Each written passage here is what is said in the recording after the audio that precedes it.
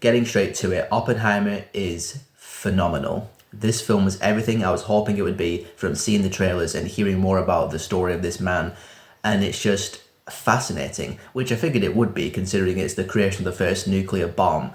But it's fascinating in more ways than just that part of the story. Obviously watching Oppenheimer navigating the scientific community at the beginning, and then him being recruited and him recruiting all the other scientists to go and work on this project, the Manhattan Project, and pooling all the different scientific knowledges together to try and work out how to pull this off. That was fascinating and phenomenally engaging all on its own. But there's other aspects to Oppenheimer's life and to this story that I never knew of, and they explore it a bit later on in the film, and I was just glued to the screen and riveted by it. Amazingly, this is a 3-hour long dialogue film. That's quite daunting because dialogue films can go either way. They can be either super interesting or super boring, especially if it's a 3-hour long dialogue film. You've got to be truly something special.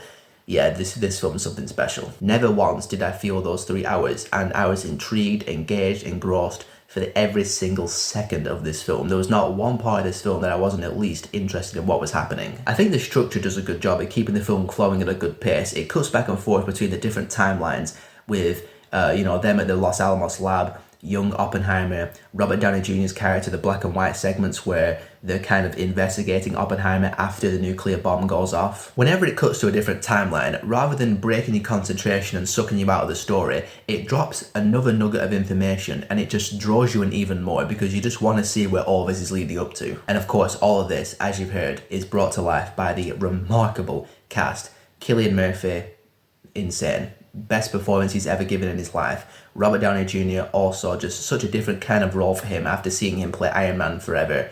Emily Blunt was great. Matt Damon was great. All the guest appearances in the film were really good. Just so many actors just pop in this film. You're like, oh my god, he's here, he's here, he's here. It's quite the who's who of people who show up throughout Oppenheimer. And yes, this being a Christopher Nolan film, the cinematography, the direction, the visuals, the camera work, all just absolutely impeccable. And that's just seeing it in a generic cinema, not IMAX, not 70mm.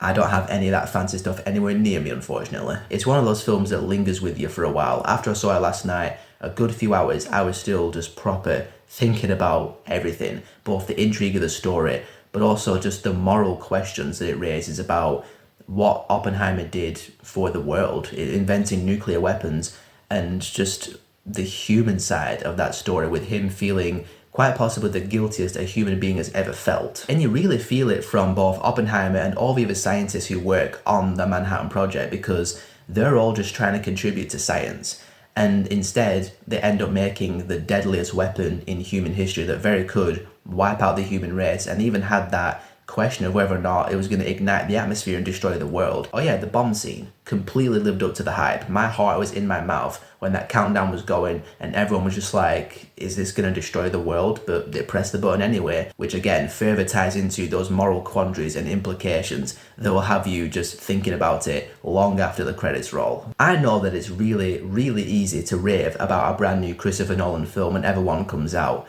but there's a reason why. The dude is just a master, and I think with this film, he has cemented himself as probably my favourite director of all time, because every single one of his films that I've seen, I have loved all of them.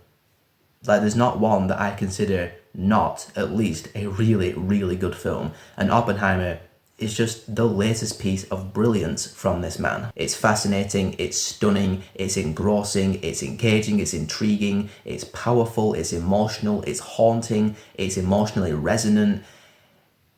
It's just everything you could possibly want it to be.